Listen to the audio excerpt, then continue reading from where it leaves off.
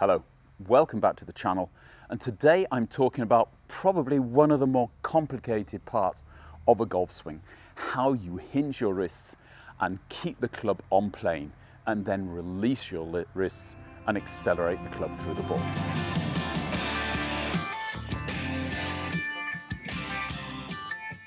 When we're talking about swinging a golf club on plane, what we're talking about is moving the club up and down in its original angle to the ground. If you can do that, then the club is obviously going to try and get back to the golf ball by itself. Now, there are certain physical forces working on the club during a golf swing which are going to make that actually more or less impossible.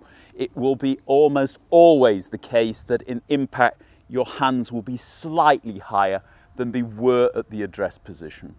But that's got to be still at least the feeling that you're getting, and your intention is to keep the club moving in its own plane.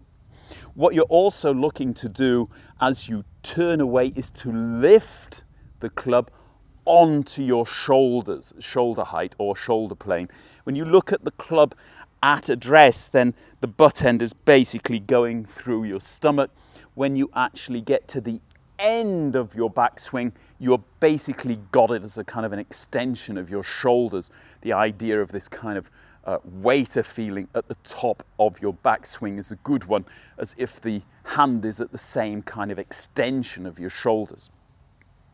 So you're going to be lifting and hinging the club into the correct plane at the top.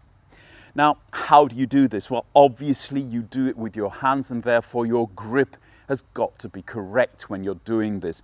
And that's why I like to get that feeling right at the beginning. And if you've seen the first video, you know what I'm talking about, is lifting the club up from the seam of my trousers and then basically checking that I've got the ball of the hand on top of the grip and I've got the thumb running down the side of the shaft rather than on the top of the shaft. So that's the back side of the grip rather than right down the middle of the grip. You'll see a lot of grips will have lots of lovely little kind of markings on them. Forget them and make sure that your thumb is there and not necessarily right in the middle. If you've done that correctly, then you're placing your trail hand on top, your trail thumb, and the thumb is sitting, the lead thumb sitting under the trail thumb. And therefore, when you actually hinge your wrists, what's actually happening is the lead wrist is going back along the thumb line so that the back edge of the wrist is straight. Some people have likened that to somebody having a nip of whiskey there at the top of the swing, which would explain why the Scots are so good at this game. The trail wrist, on the contrary, which is sitting kind of more on top of the club, is hinging backwards. So that's where I'm talking about this kind of feeling of a waiter at the top of the swing. He's taking it back, and he could hold a tray at shoulder height at the back of the swing. And it's the combination of these movements which is actually hinging the wrist back. Not to forget that when you hinge your trail wrist back, your trail arm will also bend to get into this waiter position. That's what we're looking for. I've stuck a stick in the ground as well to give you a little bit better idea of how the club is going to move up and down and the kind of angles that we're talking about, so it's easier for you to see and easier for you to visualize. But if I'm standing here more or less parallel and I'm moving my lead shoulder down, I want to get to around about the lead or trail thigh before I'm starting to really hinge. I am, however, lifting the club as I'm rotating. I'm not rotating and then lifting. I'm lifting and rotating at the same time to keep the club on plane. As we spoke about in the first video as well, I'm keeping pressure pushing down on the club equal to the pressure that gravity is trying to pull the head down in order to keep the angle of the club until this position. And at this position, I'm having the feeling of the ball of the hand now actively beating gravity, pushing away from my body, and my trail hand hinging back, my trail elbow bending and moving the club up on plane here. Now, if I do it correctly, I'm going to get the club actually almost looking like kind of an extension of the plane that we had to begin, but lifted up in front of my chest. So it's not going to be actually moving back here and flipping up. It's being picked up and I'm actually creating this movement at the same time, which means there is a certain amount of rotation in your lower arms in order to get this club on plane. Your lead thumb is more or less moving up into that angle, which is a good way when you take it back to actually see if you've got it on plane. As the arms move up further, over and behind the trail shoulder, that's where you get this kind of feeling of the waiter at the top of your swing. But again, it's all about kind of moving the club up in front of the stick rather than letting gravity do this. It's also a timing movement. Don't lift the arms quicker than you rotate. Don't rotate quicker than you lift the arms. You've got to kind of get these things synchronized, and it's going to take a lot of practice, people. It's also a movement where it's difficult to identify, is it the trail hand moving back or the lead hand pushing out, which is hinging it. In truth, it's both, but you are probably going to feel as if one's doing more than the other, and that's perfectly okay because that's your feeling. It's not the feeling of everybody. And as you kind of get the club back, you will probably see that a lot of pros actually get it slightly steeper because they know that as they change direction, it's probably going to cause the correct change of direction, the club to flatten and get it more onto that angle so they can just pull it through and release it through the golf ball. That's the kind of idea. There are, however, obviously exceptions to the rule, guys who are getting the club slightly flat in the backswing underneath that angle, and that way they will actually steepen the angle of the shaft in the downswing to get back. But again, if you are starting from scratch or you're working on your backswing, you'll probably want to be working rather from going a little bit steep and flattening rather than going from flat to steep. Perfect world, don't do either. Just get the thing moving back and up. Last word to that, how do you practice that if you're not on a golf course?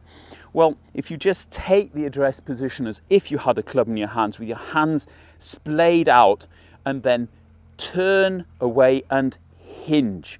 And you have this kind of feeling, I think it was Dennis Pugh who described that to me as the butterfly. Yeah, the feeling of the hands going like this, and that way you're kind of getting that kind of feeling. But don't forget that the lead hand should be straight. We don't want to be doing any of this. It's kind of cupping the wrist at the top. But if you get that kind of action, this kind of feeling, you'll feel how this trail elbow bends and actually goes up slightly, goes slightly up and behind. You don't want to get that feeling of it getting too low. It will actually go up, and if you actually look at your forearm of your trail, it will be more or less running at the same kind of angle as your spine at the top of your backswing. You don't want to try and bend it back too much. Altogether then, we have got the club up and back on plane behind our trail shoulder, level with the shoulder plane, and as we change direction, that's when the flattening happens, and it happens automatically. It's not something you should be doing. Now, there's an awful lot of people saying kind of drop it, pull the right or the trail elbow down and actually create this, but if you have changed direction correctly, if you've done what we told you to do in the first couple of videos, then before you get to the top, you'll have centered and you'll have changed direction in the rotation of your hips and shoulders. So your shoulders are actively pulling at the arms when the club is pulling them back. And the combination of the inertia of the club pulling the club over your shoulder and the shoulders pulling your arms back down will actually cause this flattening, and all you've got to do is allow it to happen. That means you can't be holding it too tightly at the top in order to get that. You'll also find an increase in the angle between the lead forearm and also the trail wrist and the club. This is what we're calling lag, and this is the kind of angles that people are trying to hold. Do not hold this angle. You can't hold the angle. You've got to allow the angle then to release a little bit as you come down, because there are all kinds of forces working on the golf club. I've done a video, I shall leave a link on one side or other depending on what it looks like, which really explains this kind of push and pull, this tug that you have and fight you have with the forces of nature who are trying to pull the club back, push the club down. So your hands and arms are working in the downswing, but you never want them to be working harder than your body, because as the arms come down before your body is totally rotated, you're just basically getting in your own way. So as you change rotation, allow the club to flatten, get it on plane. The first kind of downswing half is a feeling more of your body rotating and your arms being pulled with it, the club as well.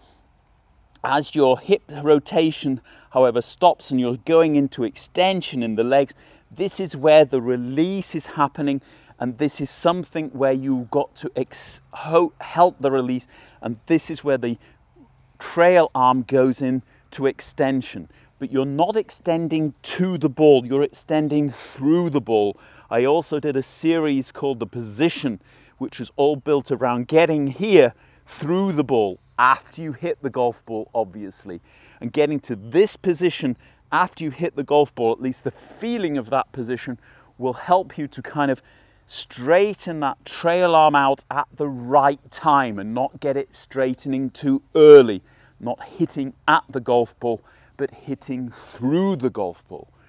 The whole idea of moving this golf club around your shoulders on plane is all built on getting a swing where the golf ball is in the way, so that you can forget the golf ball and think about the target, be it a fairway, be it a green. You don't want to be thinking about hopefully I hit the golf ball. You want to be taking it with you, accelerating through it. And that was basically all dependent on how well you've kept the plane of your golf club during your swing. Maybe one of the most difficult things to do in a golf swing, most certainly needs an awful lot of practice in order to make it intuitive. Don't believe your body to start off with. Either use a camera and film yourself, use sticks to give you feedback. You need feedback to know if you're on plane, and practice, practice, practice makes perfect. As ever, if you liked it, hit the like button. If you haven't subscribed to the channel, please do so. Big shout out and thank you to all of the patrons who support the channel on a monthly basis. If you would like to support the channel by donating a small amount of money, I have a Patreon site and I shall leave the link below. Until the next time, look after yourselves and bye-bye.